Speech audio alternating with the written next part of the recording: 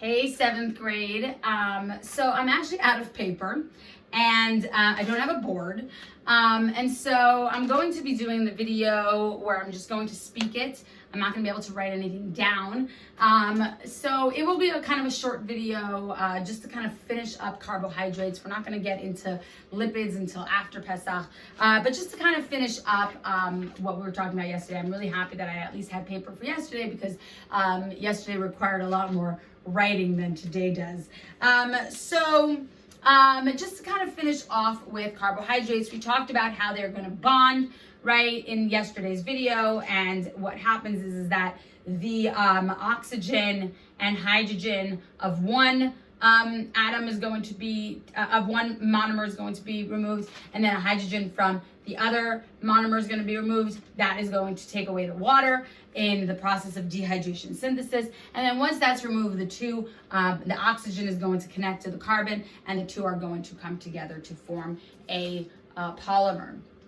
So we talk about carbohydrates, and we only really specifically talk about glucose, but there are other forms of carbohydrates that we're not really going to get into.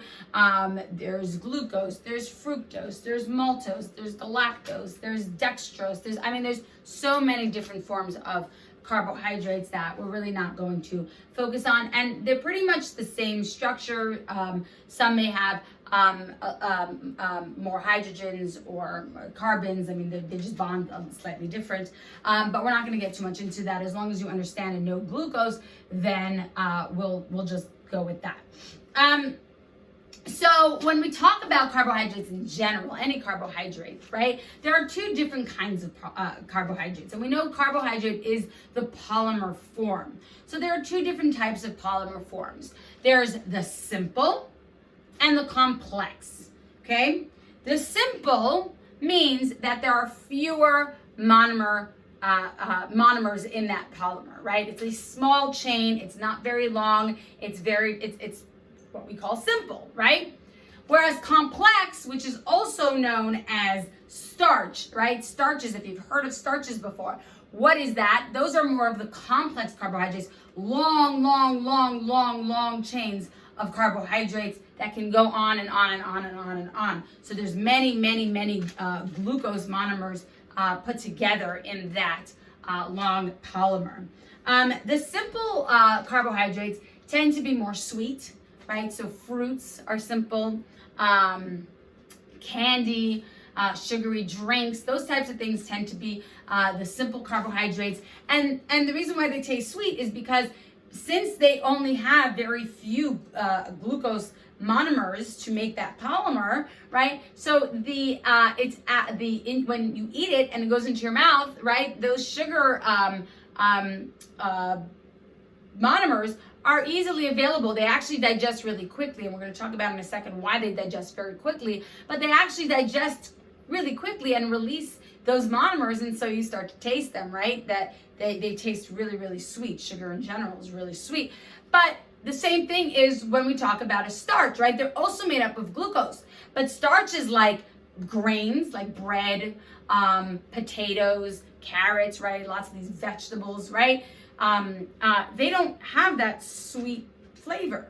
So even though they're made up of the same exact thing, they don't taste sweet. And that's because it takes longer to break down those chains. And if it takes longer to break them down, it doesn't release those glucose as readily when it's in your mouth, right? But if you have a cracker or something in your house, or, some other type of starchy carbohydrate, if you put it in your mouth and you just chew it for a while, just chew it and release those monomers, right? Break up those bonds. And we're talking about in a second why they break up in your mouth. So once you do that, it's actually, after a while, it's going to be very mushy, but it's going to start to taste sweet. You're going to start to taste that sweetness. Whereas in the beginning, it kind of had that dull flavor, right? You're not really tasting that sweetness. But over time of chewing it, you're actually going to release that sweet flavor in the starch in that carbohydrate.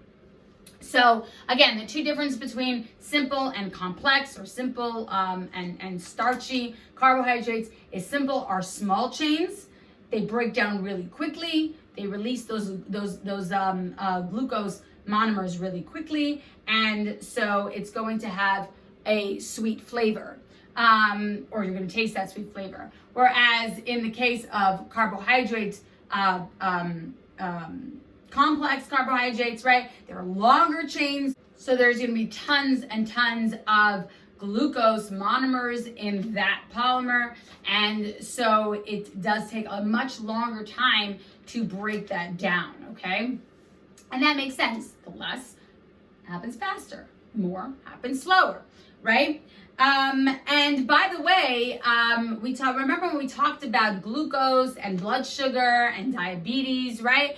Well, when you're going to have something that breaks down really quickly, that's going to go into your bloodstream really fast, right? And so that elevates your blood sugar really high. Remember when we talked about those spikes where it's going to go up and then down and up and then down when you eat, right? But what happens if you eat, let's say, a sandwich, right? And something that's more starchy, right? Over time, it's actually going to break down slower. And so you're not going to have these spikes that are going to go up and down. It's kind of going to be more of like a curve, right? And so it'll sustain you for a longer period of time.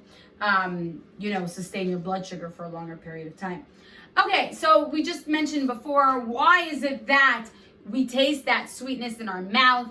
And remember when we talked about yesterday when we said enzymes, right? The enzymes for carbohydrate that will break down carbohydrate is amylase. Amylase is found in your saliva, okay? It's actually a really fun lab that I generally do where we actually test our own saliva to see if there's amylase in there. Amylase does break down the glucose, the carbohydrates that are in your mouth right away. And think about it, sugar, right? Glucose is used to make energy. So what's the thing that your body wants to start getting ready and not wait till it gets into your stomach or gets into your intestines? Now, by the way, there's also amylase in your intestines. So it doesn't only break down your mouth. Okay, so if you're one of those people who chew really quickly and swallow, you're not really, it's not like you're not digesting it later on. You will. By the way, not very good idea. It's actually better to chew your food, right? Slowly. Try to break down as much as you can, and then so let that mechanical digestion happen. There's also chemical digestion happening in your mouth because we know now that there are enzymes there. But it is a good idea to chew slowly and then swallow so that you can really digest that food well. But what happens is that it's going to get into your mouth.